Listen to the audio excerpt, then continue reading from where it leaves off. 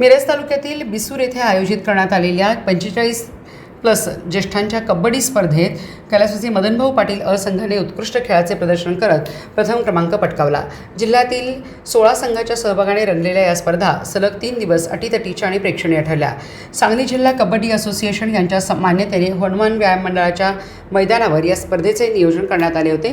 संध्याकाळच्या सत्रात पार पडलेल्या या सामन्यात अनुभवी खेळाडूंनी पकड, चढाई आणि क्षेत्ररक्षणातील कौशल्य दाखवत प्रेक्षकांची दाद मिळवली। स्पर्धेतील अंतिम सामना बिसूरच्या कैलासवासी मदनभाऊ पाटील अ संघ आणि ईश्वरपूरच्या कैलासवासी अविनाश पाटील संघ यांच्यात रंगला।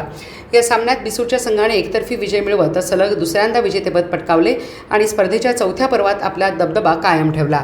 या स्पर्धेत सांगलीच्या कैलासवासी संभाजी अप्पा पवार संघाने चौथा तर सांगलीवाडीच्या कैलासवासी शशिकांत फल्ले संघाने तिसरा क्रमांक मिळवला। वैयक्तिक पारितोषिकामध्ये उत्कृष्ट चढाईचा मान बिसूरच्या कैलासवासी मदनभाऊ पाटील ब संघातील शरद कदम यांना मिळाला। उत्कृष्ट पकडीसाठी ईश्वरपूरच्या कैलासवासी अविनाश पाटील संघातील संतोष शिंदे यांचा सन्मान करण्यात आला। तर स्पर्धेतील अष्टपैलू खेळाडू म्हणून बिसूरच्या कैलासवासी मदनभाऊ पाटील अ संघातील आदिक पाटील यांची निवड झाली।